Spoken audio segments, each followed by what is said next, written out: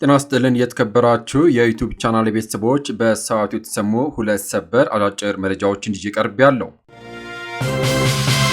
በመጀመሪያው መረጃችን በቅርቡ የፌዴራል ፖሊስና የአዲስ አበባ ፖሊስ በማህበራዊ ሚዲያ በተለይም በቲክቶክ ላይ የማህበረሰቡን ሞራልና እሴት የሚሸረሽሩ ተግባራትን ይፈጽማሉ ባላቸው ግለሰቦች ላይ የጀመረውን እርምጃ ተከትሎ በቁጥጥር ስር ውሎ የነበረው ቲክቶከር አዶናይ ከቀናት የእስር ቆይታ በኋላ ከእስር መለቀቁ ተረጋገጠ። አዶናይ እና ሌሎችም 5 ቲክቶከሮች በፌዴራል ፖሊስ ወንጀል ምርመራ ቢሮ ወይም ደግሞ ሜክሲኮ ተይዘው የነበረ ሲሆን ፖሊስ በጥርጣሬ ለያዛቸው ግለሰቦች የ14 ቀን የጊዜ ቀጠሮ ጠይቆባቸው እንደነበር ይታወሳል። ሆኖም ለጉዳዩ ቅርበት ያላቸው ምንጮች እንደገለጹት የአዶናይ ጉዳይ በምርመራ ሂደት ታይቶና አስፈላጊው ምክር ተሰጥቶት በዋስ እንዲለቀቅ ተደርጓል። ከእስር የመለቀቁ ሂደት ከቅርብ ቀናት ወዲህ እየተነሳ ካለው ጉዳዩን በሽምግልናና በምክር የመፍታት አዝማሚያ ጋር የተያዘ መሆኑ ተሰምቷል። ከዚህ ቀደም በተመሳሳይ ጉዳይ ተይዘው የነበሩ አንዳንድ ግለሰቦች ይዘቶቻቸውን ማስተካከልና ይቅርታ መጠየቅ እንዲሁም የማህበረሰቡን መልካም እሴቶች የሚያስተዋውቁ ስራዎችን ለመስራት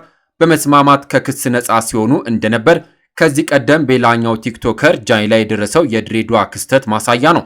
የአዶናይ መለቀቅ ተመሳሳይ ሂደትን የተከተለ ሊሆን እንደሚችል አስተያየት ሰጪዎቹ ይገልጻሉ።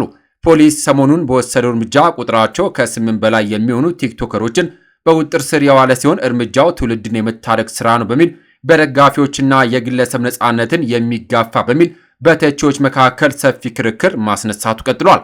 አዶናይ ከእስር መለቀቁን ተከትሎ በማህበራዊ ሚዲያ ገጾች ላይ እስካሁን በይፋ ያሰፈረው ነገር እንደሌለም ተዘግቧል።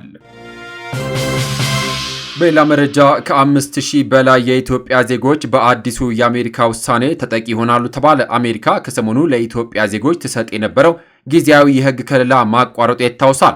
በዚህም ከለላ ስርም 5001 ኢትዮጵያውያን የህግ ከለላ ተሰጥቷቸው እንደነበርና 263 የሚሆኑ ተጨማሪ ዜጎች አመልክተው በመጠባበቅ ላይ እንደነበሩ ተገልጿል። ጊዜያዊ ህግ ከለላ መቼ ተሰጠ? አሜሪካ በፈረንጆቹ ታህሳስ 12 2022 በኢትዮጵያ የነበረው ግጭት ተከትሎ ለኢትዮጵያ ዜጎች ጊዜያዊ የህግ ከለላ መስጠት የጀመረች ሲሆን በሚያዝያ 2004 ዳግም ተራዝሞ ነበር። የጊዜያዊ የህግ ከለላ ለምን ተነሳ? አሜሪካ ውሳኔ ከመተላለፍ በፊት ከሚመለከታቸው የራሷ የመንግስት ተቋማት ጋር ንግግር በማድረግ የኢትዮጵያ አሁናዊ ሁኔታ መገምገሙን አንስታለች።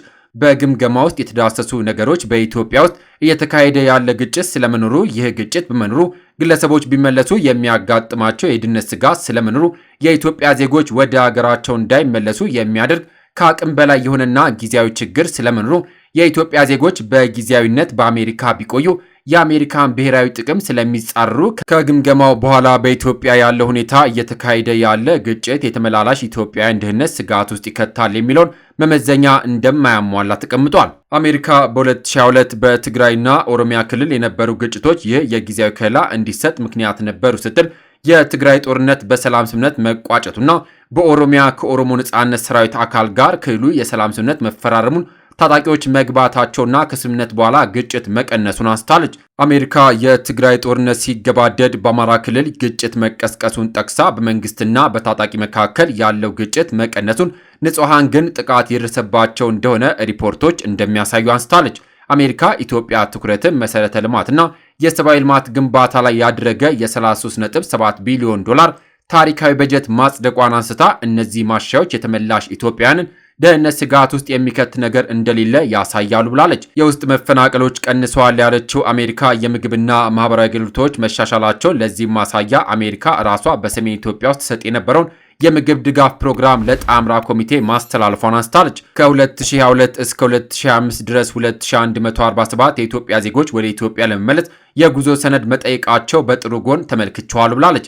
ከቪዛ ጊዜ በላይ መቆየቱን በተመለከተ አሜሪካ ምላሽ ሰጥታለች። አሜሪካ በ2004 የኢትዮጵያ ዜጎች ከፍተኛ የሆነ ከቪዛ ጊዜ በላይ የመቆየት ምጣኔ ነበራቸው ብላለች። በዚህም ለቢ1 እና ቢ2 ቪዛ የ8.27 በመቶ ከቪዛ ጊዜ በላይ የመቆየት ይህም ከአማካዩ በ250% እንደሚበልጥ፣ ለኤፍኤም እና ጄ ቪዛ የ13.95% የመቆየት ምጣኔና ይህም ከአማካኙ በ333% እንደሚበልጥና የብሔራዊ ደህንነት ጉዳይ እንደሆነባትም ጨምራ ገልጻለች።